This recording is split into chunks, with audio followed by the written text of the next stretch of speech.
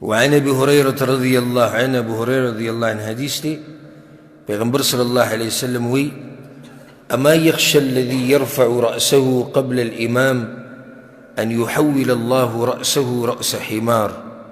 متفق عليه. پیغمبر صلی الله علیه وسلم وی هغه سړی نیری، هغه سړی چې د امام نه سر مخکې راوچتی دی نیریږي د دې نه چې الله به د ده دا سر د خر سر به ترې جوړ کړي. څومره سخته خبره، الله به د ده دا سر بدل کړي د خره په سر سره.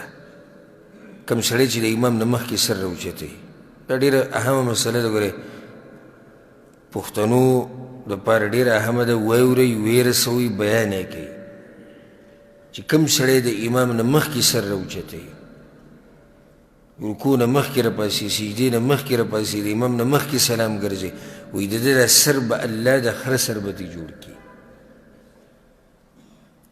یو حدیث کې دا هم راځي چې امام ابن حبان رحمه الله راوړی: اما يخشى الذي يرفع رأسه قبل الامام ان يحول الله رأسه رأس كلب. الله به د سر نه د سپي سر جوړ کړي. یو حدیث کې دا راځي چې ان يحول الله وجهه وجه حمار، الله به د مخ نه د خره مخ جوړ کړي. یو روایت کې راځي چې ان يحول الله صورته صورة حمار، الله به د شکل نه د خره شکل جوړ کړي. خر په دې یادېږي ځکه چې کله مې انسان مثال ورکوي، دا مشهور ده په ټولو انسانانو کې، مثال ورکوي د کم عقلتیانو، بیا خر یادېږي ځکه چې دا ډېر کم عقل دی.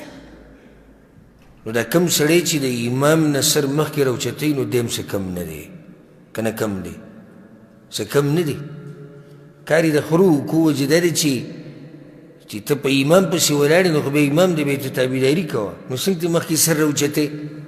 قمقل دی که نه، نو ځکه یې خر یاد کو. بیا دې کې د علماو اختلاف دی چې آیا په حقیقت سره به داسې کېږي او که نه. نو جواب دا دی، انسان چې د زړه مطمئن کېږي، او زما په خپل زړه مطمئن دی، هغه دا دی چې او حقیقت کې به داسې کېږي. یو سړی چې موږ خو څوک ونه لیدو چې د هغه سر د خره سر ترې جوړ شو یا د سپي. جواب دا دی، دیس کې پیغمبر صلی الله علیه وسلم ویلي دیسې به وشي، دیسې به وشي، سر به الله د خره په سر بدل کی مستقبل کې. مستقبل قیامت هم دی، دی که نه دی قیامت؟ مستقبل جهنم هم دی، برزخ هم دی. نو کیدی شي چې الله د قیامت په ورځ د دې خلکو حشر داسې وکړي چې د سرونو نه به د خرو سرونه جوړ شوي او دغه شان د شکلونو نه، والعیاذ بالله.